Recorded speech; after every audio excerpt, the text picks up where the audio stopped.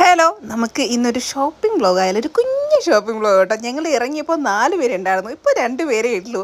അപ്പോൾ ഞങ്ങൾ ആദ്യം കയറിയതിന് ഒരു ഫാൻസി ഷോപ്പിലായിരുന്നു കേട്ടോ. അപ്പോൾ കുറച്ച് സാധനങ്ങൾ അവിടെ ക്യൂട്ടായിട്ട് തോന്നി, കുറച്ചൊക്കെ ഞാനിങ്ങനെ കാണിക്കുമായിരുന്നേ. അങ്ങനെ കുറച്ച് സാധനങ്ങളൊക്കെ കണ്ടു, കുറച്ച് ഡോൾസ് കാര്യങ്ങൾ. അത് നല്ല ക്യൂട്ടായിട്ടുണ്ടല്ലോ. ഞാനിങ്ങനെ അതിങ്ങനെ ആക്കി കുറേ നേരം അങ്ങനെ ഇരിക്കുകയായിരുന്നു കേട്ടോ.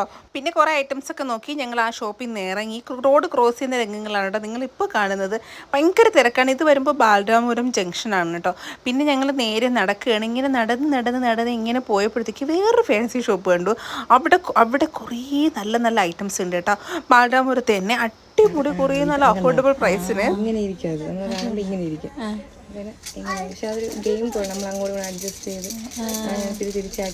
ഇങ്ങനെയൊക്കെ ചെയ്യണമെന്നാണ് വിദഗ്ധർ പറയുന്നത് കേട്ടോ. ഞാനിത് ഫസ്റ്റ് ടൈമാണ് കാണുന്നത്.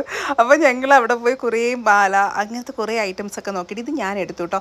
ഇതിന് വെറും 98 രൂപയേ ഉണ്ടായിരുന്നുള്ളൂ. ഭയങ്കര അഫോർഡബിൾ റേറ്റ് ആയിരുന്നു.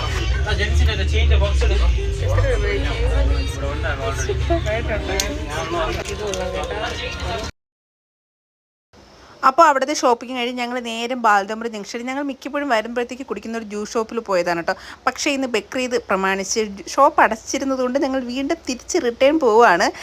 അവിടെ നിന്ന് നേരെ വേറൊരു ഷോപ്പിൽ കയറി ഫുൾ പോസ്റ്റാക്കി കേട്ടോ. അവരെന്ന് പറഞ്ഞാൽ മൊത്തത്തിൽ ഞങ്ങൾ ഇരുത്തി കളഞ്ഞു എന്ന് വേണമെങ്കിൽ പറയാം. ഒരുപാട് നേരത്തെ വെയിറ്റിങ്ങിന് ശേഷം ഞങ്ങൾ ഓർഡർ ചെയ്തത് സാൻഡ്വിച്ച് ആയിരുന്നു. അവരെന്തോ റോളോ എന്തോ ഒരു സാധനം കേട്ടോ. കിട്ടിയതും കഴിച്ച് ഞങ്ങൾ നേരെ അപ്പോൾ വീട്ടിലേക്ക് അപ്പോൾ നടക്കണം. ബൈ.